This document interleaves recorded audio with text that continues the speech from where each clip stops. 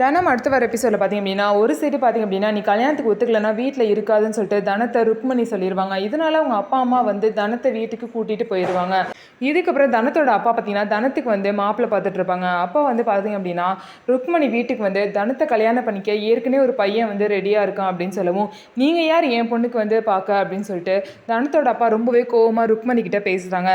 So இதனால தனத்தோட வாழ்க்கை என்ன ஆக போகுதுன்னு தெரியாமல் எல்லாமே யோசனையில் இருக்காங்க. இன்னொரு சைடு கதிர் பார்த்தீங்கன்னா அவங்க அம்மா கிட்ட டேரெக்டாக நான் தனமா தான் லவ் பண்ணுறேன், அவங்கள தான் கல்யாணம் பண்ணிப்பேன்னு சொல்லிட்டு சொல்லிடுறாங்க. இதை கேட்ட கதிரோட அம்மா பார்த்தீங்கன்னா ரொம்பவே ஷாக் ஆகி, என்ன மீறி எனக்கு பிடிக்காத கல்யாணத்தை வந்து என்னோட பையன் பண்ணிக்க போகிறான் அப்படின்னு சொல்லிட்டு ஒரு லெட்டரில் எழுதி வச்சுட்டு விஷத்தை எடுத்து குடிச்சிட்டு அப்படியே மயங்கிடுவாங்க. இது தெரியாத கதிர் வீட்டை விட்டு கிளம்பிடுவாங்க. ஸோ இதனால் பார்த்தீங்க அப்படின்னா கதிர் தனம் கல்யாணத்தில் ரொம்ப பிரச்சனையாக நடக்குது. தனம் வந்து கதிரை கல்யாணம் பண்ணிக்கிறதுல தனத்தோட வீட்லேயும் பிரச்சனை பண்ணுறாங்க. இன்னொரு சைடு வந்து கதிரோட வீட்லேயும் அவங்க அம்மா ஒத்துக்காமல் இந்த மாதிரி ஒரு பிரச்சனையை பண்ணிட்டாங்க.